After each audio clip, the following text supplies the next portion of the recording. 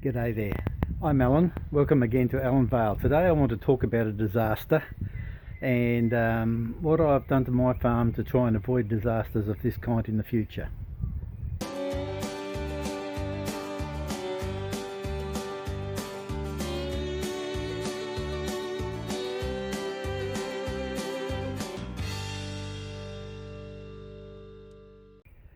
In the year 2000 I was a member of the Wanneroo Bushfire Brigade, and we attended a very large house that was on fire on a rural lot. And when our brigade arrived, the metropolitan tankers were all there and they were all empty. What we had to do was draft from the 600 litre tanks on the light fire engines, fill this large tanker, they would spray it on the house fire, empty out, and then we'd travel 3.5 kilometres back to the town, fill up the water again, take it back. The result was a very expensive house burnt to the ground. All they basically did was black it out at the end. Now, on that site they had an extremely large water tank, but they didn't have an outlet suitable for drafting into a fire truck. They also had a dam with a pump, but the power on the house was connected to the switchboard on the house, which burnt.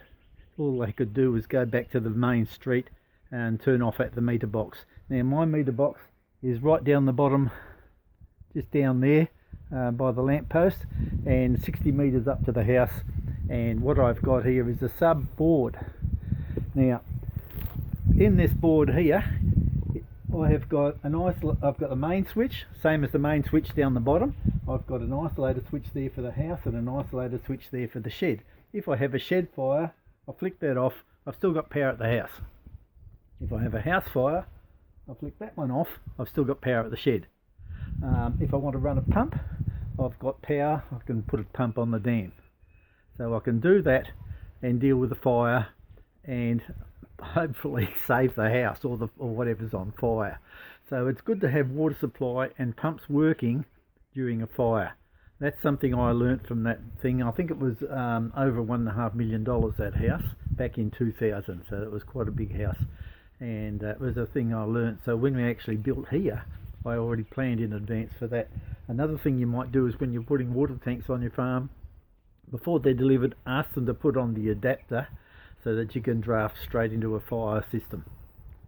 My tanks don't have that, but I wish so. I wish I'd done that. Hadn't thought of it when I got the tanks.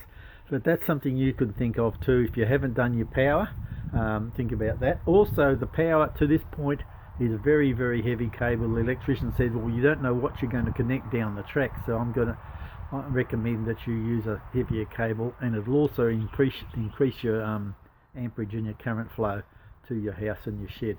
So that's something worth thinking about too. I've got 3 underground lines running from this pipe. I've got the one from the meter box down the bottom coming in. I've got a line underground to the house, and I've got a line underground to the shed.